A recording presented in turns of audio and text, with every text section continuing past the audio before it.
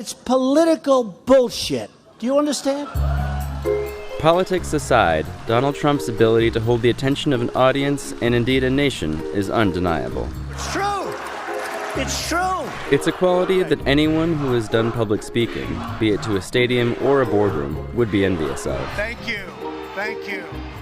We talked to experts to learn 7 of the rhetorical tactics Trump uses that make it so hard to take your eyes and ears off of him. The usual so-called experts. If you notice, that's my notes for the speech. We got to go freeform. The single most important thing about Donald Trump, from which a lot of other things follow, is most of the time he speaks spontaneously. I like it better without the teleprompter.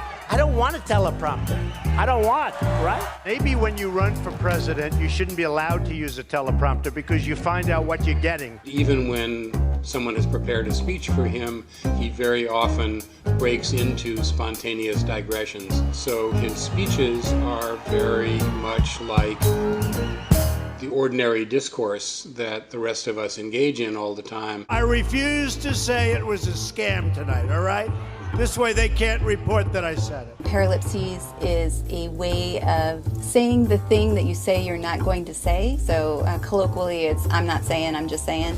I will not say he's low energy. I will not say it. I won't tell you what he did because he actually grabbed the one by the shirt, but I won't say that. I won't say that they all said he's our favorite, but they did. He's our favorite. It allows him to say the thing while he's denying that he would say it so that he can't be held accountable. It also creates this intimacy, the crowd and Trump are connected because he's told you what he really thinks. America first. Remember that. America first. America first.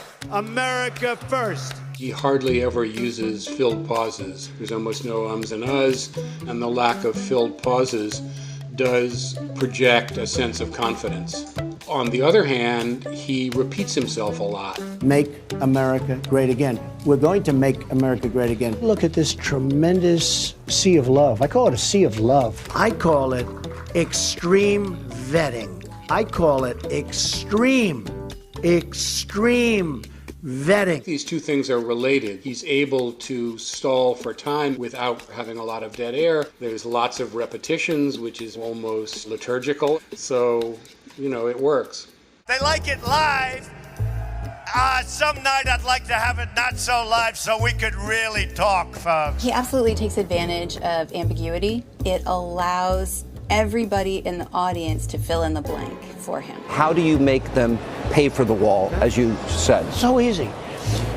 Will a politician be able to do it? Absolutely not. We know what we have to do and we'll do it, so don't worry about it. Don't worry about me. And I'm going to do the right thing, whatever it is. Trump allows you to fill in the blank through that ambiguity. You help him to persuade you that he agrees with you, that he's already got the right answer. Which is the answer that you know to be the right answer. You're not allowed to use hairspray anymore because it affects the ozone. You know that, right? Hairspray's not like it used to be. It used to be real good. When he talks about politics, you get the impression that it's a well-rehearsed peeve. People are fed up. They're fed up with incompetence. They're fed up with stupid leaders. They're fed up with stupid people. Our airports are like third world countries. Our schools are a disaster. Our roads are collapsing all over the country. We are a mess. By the way, I don't like this mic. These people. No, this mic is terrible. Everybody likes to complain. Donald Trump complains about lots and lots of things, and some of the things he complains about are going to strike a chord with almost everybody. Wouldn't you love to see one of these NFL owners, when somebody disrespects our flag, to say, get that son of a bitch off the field right now, out, he's fired. He's fired! Rhetorical theory would say that the way that you create identification with people is through pointing to an enemy and polarizing people. I think Islam hates us. Countless Americans are killed by illegal immigrants because our government won't do its job. We can't continue to allow China to rape our country, and that's what they're doing. He needs to create someone that we're against in order to motivate those people to act, right, which is to support him. I always hear about the elite. The elite, they're elite. I think, you know what? I think we're the elites. They're not the elites. He's always talking about his beautiful people, his followers who are never going to desert him. Those are appeals to the crowd. The wisdom of the crowd knows more than these elite, corrupt establishment politicians or the media. There's an unbelievable love in these rooms, all the same. I love you too. I love you. Stand up. Who said that? He often does engage the audience as though they were in conversation with him. What do you like better? Made in the USA or made in America? Which is better? Person of the year or man of the year? Okay, wait. Let's do a pledge. Everybody here, who likes me in this room?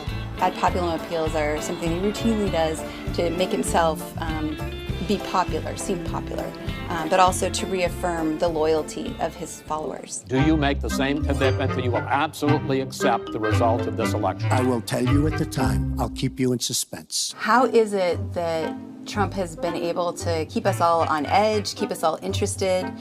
And my best answer for that is that he is the modern day P.T. Barnum. We need P.T. Barnum a little bit because we have to build up the image of our country. If you know anything about P.T. Barnum, he was a master at attracting attention. And he did that by making audiences curious. Think about how many times he's given us a cliffhanger. What's he gonna do next?